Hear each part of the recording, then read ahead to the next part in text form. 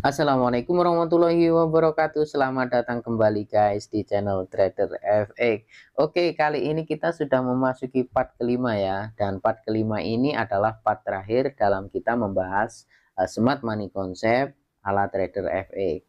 Jadi mungkin ini nanti akan memakan waktu yang cukup lama ya. Buat teman-teman yang dirasa ini penting ya silahkan diikuti, jangan di skip-skip supaya tidak terputus informasinya. Oke, buat teman-teman yang sudah mahir ya di skip aja, buat apa buang-buang waktu ya kan. Nah, di sini ketika kita membuka chart pertama kali apa yang harus kita lakukan. Nah, di video pertama saya sudah membahas yang namanya struktur market, dan di part ini saya nggak akan hanya membahas struktur market, tapi akan saya bahas apa yang saya lakukan ketika membuka market dari awal sampai akhirnya open posisi dan pasang SLTP secara urut ya, gitu. Misalkan di chart ini ya, jadi teman-teman silahkan diperhatikan apa saja yang biasa saya lakukan. Nah gini ya, nah ketika seperti ini kan kita bisa melihat ini kan dia sedang naik, iya kan, sedang naik. Maka saya akan mengidentifikasi dulu secara detail yang namanya pullback valid. Nah gitu ya. Nah pullback valid saya akan tandai semua. Nah di sini ada pullback valid. Oke, di sini pullback valid. Di sini juga pullback valid di shadow candle merah ini. Ini shadownya ini adalah pullback valid. Artinya kalau saya gambarkan dari sini pullbacknya itu gini. Oke, gitu. Saya akan tandai sedetail mungkin pullbacknya. Nah, gitu ya. Karena ini menurut saya sangat penting. Nah, oke, sekarang kita fokus di sini. Nah, terakhir ini di sini candle merah ini ada pullback valid, ya kan? Kemudian pullback valid di sini akhirnya terjauhnya ditransfer ke sini candle hijau ini adalah pullback valid hingga pada akhirnya harga naik, sweep high ini kemudian turun. Nah, proses inilah yang disebut dengan terbentuknya struktur market. Kenapa? Karena harga dari high ini kemudian turun mampu mengambil pullback valid ini. Ini kan dia turun sampai ke sini. Nah, artinya di sini kita sudah menemukan high valid, confirm high valid di sini. Nah, sekarang kita akan menunggu apakah low ini menjadi low valid. Syaratnya apa? Syaratnya adalah low ini mampu menghantarkan harga naik sampai mengebreak high valid ini. Maka low ini confirm menjadi low valid atau swing low. Nah, gitu. Kita lihat apakah mampu. Nah, di sini kita bisa lihat di break. Break itu apa? Break itu adalah ketika ada candle yang mampu nge-close di atasnya ini. Kalau low ya berarti harus di bawahnya, close candlenya. Selama nggak ada candle yang close di atasnya, maka di sini belum confirm menjadi low valid. Oke ya. Nah, sekarang kita sudah menemukan yang namanya low valid di sini, ya kan? Nah, maka kita akan mencari apa? Mencari high valid. Caranya bagaimana? Ya sama, kita akan menandai pullback validnya. Ini sangat penting karena kalau kita sampai ke telesut ya, ke ada yang miss gitu, pullback validnya kemungkinan besar akan salah dalam menentukan struktur market. Begitu ya. Nah, ketika harga membuat high di candle, di shadow candle hijau panjang ini, selama nggak ada candle yang mengambil low-nya ini, maka belum terjadi pullback valid. Hingga pada akhirnya ada candle yang mengambil high-nya ini, artinya high-nya sekarang ditransfer ke sini. Maka untuk menjadi pullback valid harus ada candle yang mampu mengambil low ini. Tapi pada kenyataannya setelah di sini malah justru high-nya yang ditransfer ke sini, ya kan? Nah, setelah itu tugas harga untuk menjadi pullback valid hanya mengambil low-nya candle ini, dan di sini sudah diambil bahkan sampai ke sini. Maka ini adalah pullback valid. Setelah pullback, harga running ke atas dan kemudian balik lagi turun. Dan di sini ketika dari sini turun mengambil pullback di sini tadi ya gini ini. Nah, ngambil ini pullback ini sudah diambil, maka high ini sekarang confirm menjadi swing high valid. Nah, gitu ya. Setelah kita tahu nih, kita mendapatkan yang namanya swing low valid, swing high valid, kita sudah punya yang namanya trading ring. Nah, ini trading ring. Nah, terus bagaimana kita entry-nya? Tunggu dulu. Setelah kita punya trading ring, ya kan? Maka tugas kita adalah membagi dua. Di sini adalah zona 50%. Nih, sini ya. Yang di atas sini kita sebut sebagai premium area dan yang di bawah sini sebagai diskon area. Nah kan, misalkan harga di sini nih, di posisi ini, hilir mudik itu. Kita jangan sampai sell ketika di zona ini. Ya. Kita jangan sampai sell. Oke, kita gunakan ini aja ya, Fibo ya. Nah, ini Fibo ini. Oke, nah seperti ini. Nah, sekarang dengan menggunakan Fibo ini kita tahu di sini adalah area 50%. Artinya yang di zona bawah sini sampai sini ini adalah buy area, yang di atas ini adalah sell area. Nah, gitu. Apakah ketika harga ke sini kita langsung buy, kalau di sini langsung buy? Ya jangan seperti itu. Kita tunggu konfirmasi.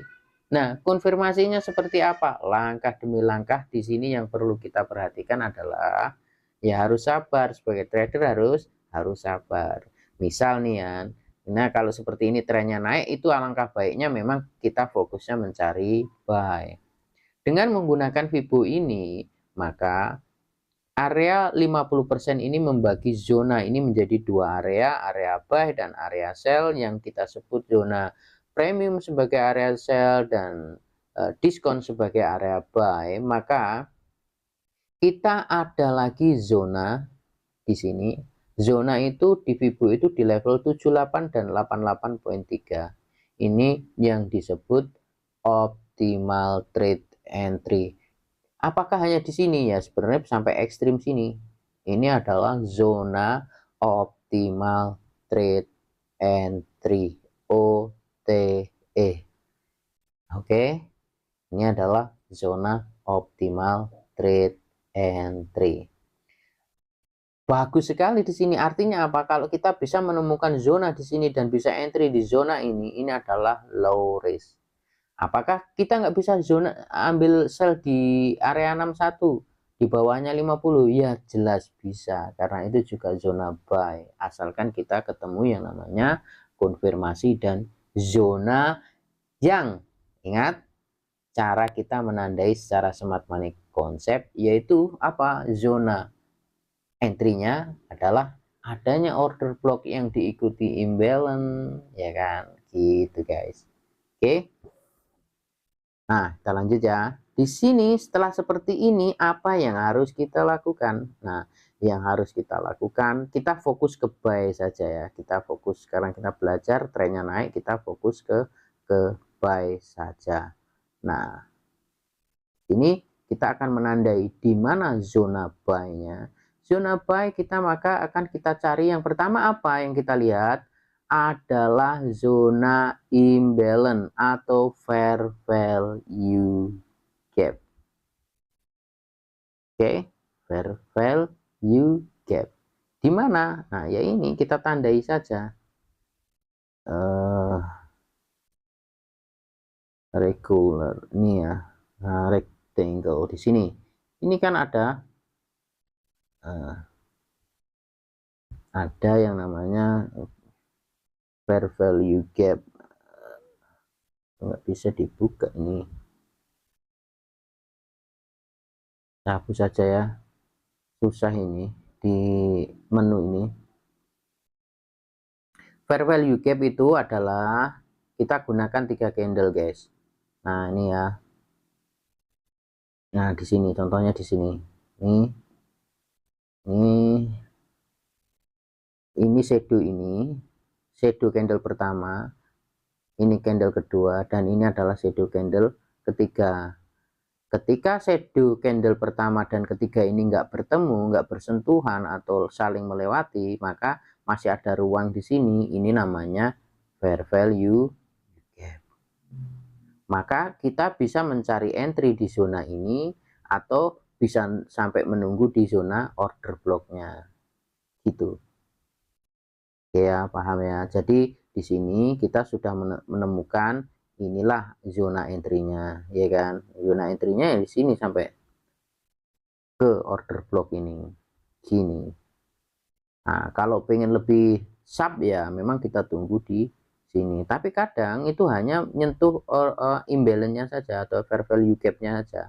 Tergantung nanti konfirmasinya seperti apa. Kan gitu ya. Nah, ini. Nah, gitu. Bisa sini saja boleh. Oke, nah kita tandai dulu seperti ini. Nah, oke, nah di mana lagi ada? Nah di atasnya kan sudah nggak ada ini kan. Nah ada lagi itu di sini. Nah ini kan, nah ini kan. Nah ini kan ada fair value gap. Oke, nah order blocknya mana? Order blocknya ini. Order blocknya adalah candle merah ini. Yes, ini. Artinya dari sini kita sudah menemukan, kita sudah mempunyai dua zone untuk entry, ya kan? Dua zone untuk entry. Ya, di sini sama di bawah sana.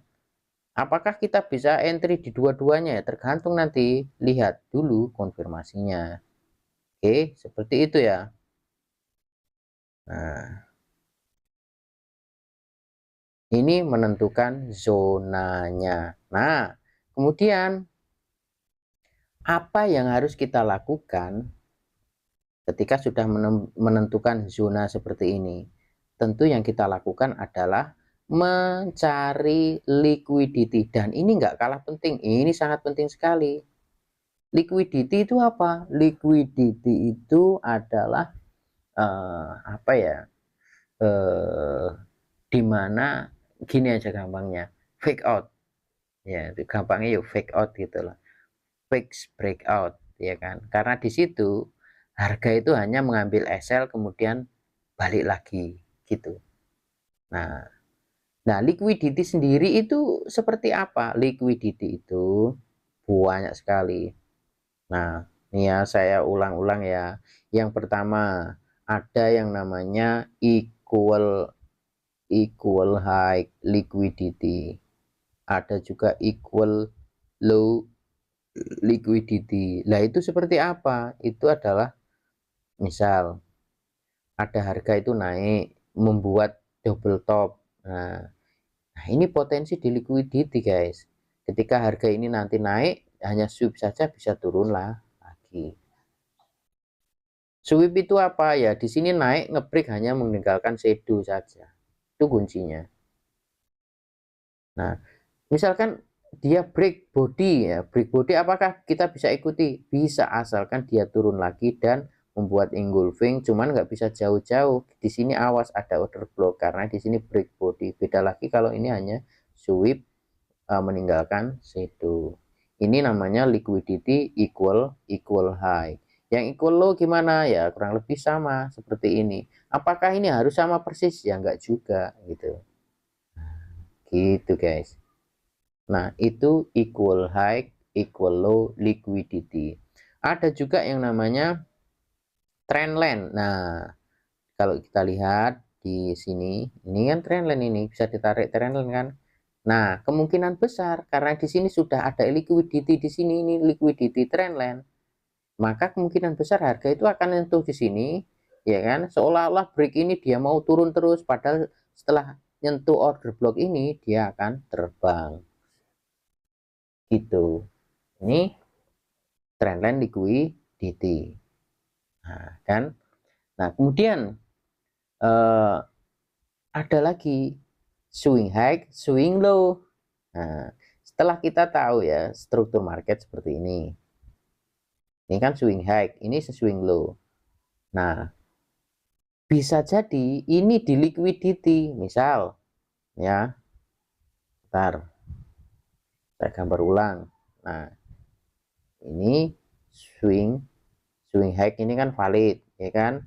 Kemudian harga ini naik di sini, hanya meninggalkan shadow, close bodinya masih di bawah. Ini namanya liquidity. Yakinlah harga ini dia akan turun. Nah, gitu. Nah, bisa juga sebaliknya. Sebaliknya gimana? Sebaliknya tuh seperti ini. Dia nih naik tren. Buat ini kan high-nya sudah valid, ya kan? Kemudian break ke atas. Nah, ini break body. Maka low ini low valid. Pada suatu saat nanti harga ini bisa nanti turun ke sini. Nah, hanya meninggalkan shadow. Lah, ini juga liquidity, meliquidity swing low ini. Nah, ini biasanya harga akan terbang lagi. Begitu. Oke ya. Sudah swing high, swing low, equal high, equal low. Ada lagi PDH, PDL. Ini adalah previous daily high, previous daily low. Nah, nanti juga bisa previous weekly high, weekly low, monthly high, monthly low. Itu akan di liquidity. Makanya saya sering trading, nunggu PDH, PDL, ya kan, sering kan, sudah sering saya buat konten. Nah, misalnya ini adalah candle daily misalkan. Terus muncul lagi candle keesokannya. Nah, sampai dia jalan-jalan ke atas ini, break di sini, kemudian dia balik turun sebelum berakhirnya candle ini, ternyata di sini membuat setup sell, maka di sini hanya PDH, previous daily high liquidity, maka kita bisa mencari peluang sell. Oke, demikian juga nanti weekly, monthly, sama aja. Semakin gede time frame, kemungkinan besar geraknya harga akan semakin jauh, pipnya kita bisa mendapatkan lebih jauh lagi. Nah, itu ya. Jadi liquidity ini sangat penting. Sebelum kita entry, maka kita harus mencari dulu yang namanya liquidity. Meskipun lo ya, meskipun kita ini sudah menemukan yang namanya order block seperti ini, diikuti imbalance, maka jangan lupakan liquidity sebelum entry. Biarkan harga mengambil liquidity, baru kita ikut entry. Oke. Nah, ada lagi liquidity itu apa? Liquidity session high low-nya. Misalkan sesi Asia ini gini, nah, kemudian tutup di sini. Ini ada ASEAN low, ini ada ASEAN high. Ini bisa di liquidity, dia naik hanya meninggalkan situ kemudian turun. Demikian juga sebaliknya. Gitu. London session, New York session ya sama aja. Nah, gampangannya nanti teman-teman untuk melihat high low-nya session itu ya gunakan aja indikator session market, ya kan. Nah, di trading view ada itu ya. Oke. Yang terakhir sebelum kita entry, ya kan, setelah kita mendapatkan order block, kalau nggak menemukan yang namanya liquidity, apa? Manipulasi. Nah, manipulasi itu seperti apa? Nah, gini, contoh, seperti apa namanya, compression itu saya juga biasa nyebut manipulasi. Misalkan nih dari sini ya, dari atas ini kan kita sudah tahu nih ada order block, dia turun set, nah gini gini gini gini, terus nah kalau dia membuat manipulasi seperti ini, kita bisa open posisi buy di sini, ya kan, ya naik, harus ada seperti ini loh ya. Nah beda lagi kalau ini harga ini dari sini ini turun langsung kuat gini lah sampai sini, ya jangan entry buy di sini. Meskipun ada konfirmasi membuat apa di sini, biasanya saya nggak ambil kalau seperti ini. Biasanya justru itu tipuan untuk turun lagi gitu. Nah itu ya yang pertama. Nah yang kedua itu seperti ini. Ini misalkan nggak ada inducement loh ya, saya bilang nggak ada inducement ya. Misalkan inducement yang tadi nggak ada pullback valid seperti ini, terus gini, ini sudah diambil, kita bisa entry buy di sini dengan adanya konfirmasi. Misalkan nggak ada ya, misalkan nggak ada, dia ini dari sini ini naik, nggak membuat inducement, dia langsung turun, tapi turunnya gini, membuat pola ABC seperti ini. Nah, gini, sini kita bisa cari buy. Ini namanya manipulasi. Ya.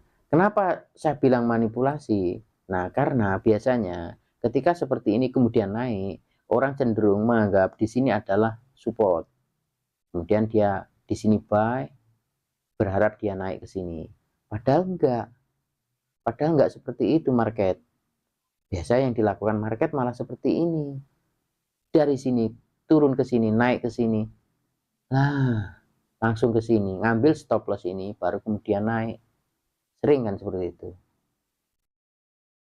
Oke, bisa dipahami ya. Jadi ini sudah komplit loh ya, tinggal kita nunggu konfirmasi. Nah, oke. Nah, kita lihat ini saat ini. Konfirmasi ya sama aja. Kalau kita bisa membaca struktur market ya, konfirmasinya ya struktur market di time frame kecil. Itu kuncinya. Oke, di sini ini trendline. Oke. Nah, trendline liquidity. Maka kita akan lihat apa yang sudah banter sekali turunnya ya. Nah, kalau sudah seperti ini, kita bisa mencari konfirmasi dengan cara apa? Turunkan time frame. Bisa ke M15, H1, ataupun M30. Terserah mana yang disuka, gitu kan. Nah, terus targetnya mana? Gini tipnya ya. Kalau di bawah di sini masih ada, di bawahnya order block ini masih ada imbalance, dan masih ada order block yang masih fresh, targetnya jangan langsung up ke atas, tapi cukup di zona-zona sini dulu. Karena apa? Kemungkinan harga itu naiknya cuma segini, dia akan ngambil di sini baru kemudian ke atas gitu. Nah, misal bagaimana cara mencari konfirmasinya? Ya kita turunkan time frame ke M30 misal. Nah kan, nanti caranya apa ya, sama sebenarnya. Kita caranya sama dengan cara menggunakan struktur market. Nah, gitu. Sekarang kita lihat ya. Di sini ini kan ada pullback valid yang sudah diambil. Ya kan? Nah, artinya low ini kan sekarang sudah jadi low valid kan. Karena ini kita anggap trennya turun di konfirmasi ini, maka kita mencari pola reversal untuk naik. Kalau time frame besarnya memang dia naik ya kan, H4-nya naik, tapi M30 dari atas ini, dari atas sana ke sini, ini kita anggapnya adalah downtrend. Maka kalau kita mau mengikuti H4, maka di M30 ini harus ada pola reversal. Harga harus membuat pola naik. Nah, pola naik itu ya ini sudah ada pullback yang diambil. Ini confirm. Nah, kemudian ini harus confirmnya apa? Harus mengambil pullback kayak gitu. Pullback valid. Nah, ternyata ini pullback validnya di sini. Ini belum ada yang ngambil. Nah, kalau seperti ini kita ya belum entry. Nah, artinya di sini belum ada konfirmasi.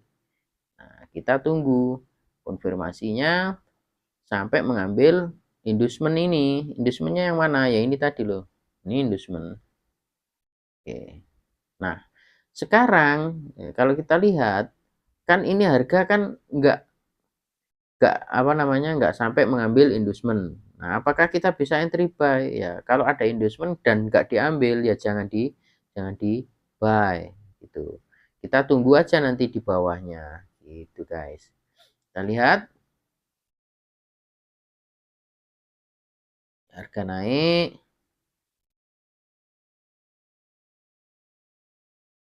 Nah, oke naik dan sekarang